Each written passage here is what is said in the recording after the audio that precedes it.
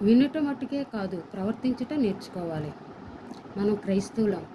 దేవుని మందిరానికి వెళ్ళేవారము, వెళ్తున్నవారము, ప్రార్థించేవారము, దేవుని వాక్యాన్ని చదువుతున్నవారము, దేవుని సభలకు వెళ్ళేవారము, ఆయన ప్రసంగం బాగుంది, ఈయన ప్రసంగం బాగుంది అని ఇతరులతో పంచుకునేవారము. కానీ దేవుని పట్ల ప్రవర్తించేవారముగా ఉన్నామా? క్రియలు కలిగి విశ్వాసంతో ఉన్నామా? మనలను మనం పరీక్షించుకోవాలి. మనం ప్రవర్తించే వారంగా ఉండాలంటే దేవుడు మనకు 2 ఆజ్ఞలను ఇచ్చాడు.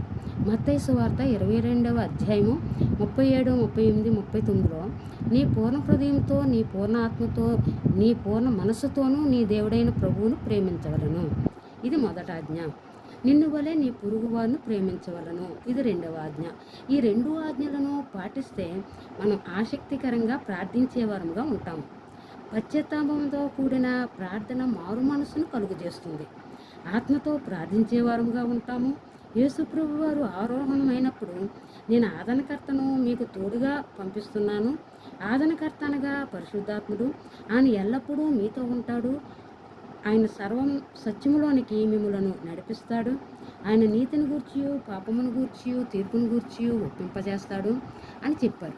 యేసుప్రభు వారు చెప్పిన మాట వలన పరిశుద్ధాత్మ దేవుడు మనలో ఉన్నాడు. పరిశుద్ధాత్మ దేవుడు మనలో ఉండబట్టి దేవుని మందిరానికి వెళ్ళగలుగుతున్నాము. పాటల ద్వారా దేవునిని ఆరాధిస్తున్నాము. ఆసక్తిగా ప్రార్థన చేస్తున్నాము. దేవుని వాక్యాన్ని శ్రద్ధగా వింటున్నాము. ఆ వాక్యాన్ని ధ్యానించడానికి శ్రద్ధ వహిస్తున్నాము. విశ్వాసులతో ఐక్యంగా ఉంటున్నాము. ప్రేమ కలిగి ఉంటున్నాము. ఇతరులతో ప్రేమగా మాట్లాడుతున్నాము.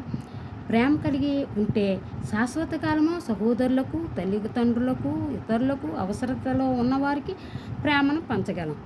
ఈ ఆజ్ఞలను పాటించినప్పుడు కపటము, డంబము, అహంకారము, గర్వము మొదలైన దుష్ట లక్షణాలను దూరంగా ఉంచుతాము. ఈ ఆజ్ఞలను పాటించే వారంగా ఉందాము.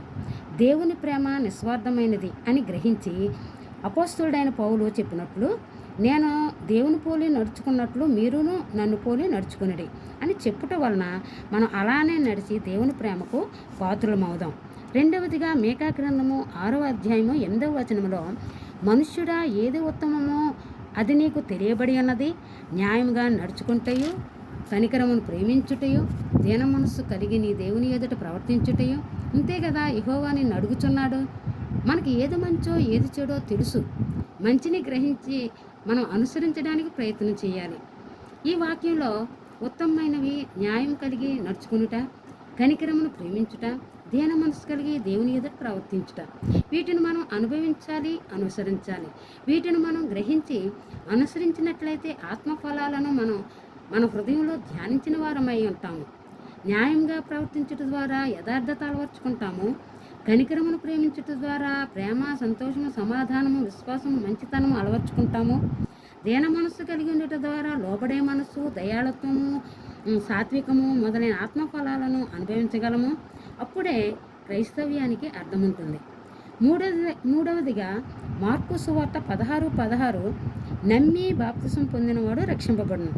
దేవుని కార్యాలను మనం నమ్మినట్లయితే ఆయన చేసిన అద్భుత కార్యాలు, ఆశ్చర్య కార్యాలు, స్వస్థత కార్యాలను మనం గ్రహించినట్లయితే మన కుటుంబంలో కూడా ఈ కార్యాలను చూడగలం, చూస్తున్నాము కూడా. దేవుడు చేసిన మేళను సాక్ష్యం ద్వారా దేవుని మందిరంలో చెప్పగలుగుతున్నాము. విశ్వాసం ద్వారా ఈ ఆత్మఫలాలను అనుభవించడం ద్వారా, అనుసరించడం ద్వారా బాప్తిసం పొందగలం, రక్షించబడగలం. ఈ రక్షణా పాత్రను మనం మరణాంతం వరకు చేతపట్టుకోవాలి. క్రింద పడవేయకూడదు, అంటే వెను తిరగకూడదు. యేసుప్రభు వారు నశించిన దానిని వెతికి రక్షించుటకు ఈ లోకమునకు వచ్చెను. ఆయనను అందరినీ రక్షించాలనే ఆశ. మనం ఆయన కోరికను తీర్చేవారముగా ఉండాలి. మనం ఆయన కోరికను తీర్చాలంటే మనం ఆయన మార్గములను తెలుసుకొని నడుచుకోవాలి. యేసుప్రభు వారు అంటున్నారు, నేనే మార్గమును, సత్యమును, జీవమునై ఉన్నానని. ఆయన మార్గముల్లో నడుచుకుంటకు ప్రయత్నిద్దాం. ఆయన సత్యములో ఉందాం. ఆయన ఇచ్చే నిత్య జీవానికి వెళదాం. దేవుడు మనల్ని బట్టి సంతోషిస్తాడు. మనల్ని చూచి నా ప్రియురాలా అని సంబోధిస్తాడు. ఇంత మంచి అవకాశాన్ని, అర్హతను విడిచిపెట్టి మనం శరీరాశ, నేత్రాశ, జీవకుడంబం వైపు పరుగులెత్తుతున్నాము.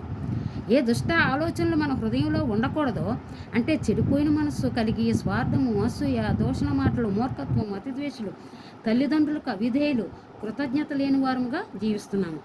అందరినూ పాపం చేసి దేవుడు అనుగ్రహించి మహిమను పొందలేని స్థితి నుంచి దేవుడు తన స్వరక్తమిచ్చి మనల్ని రక్షించిన నాటి నుండి నేటి వరకు ఆయన కృపతో కాపాడుతున్నందుకు కృతజ్ఞత కలిగి ఉందాం.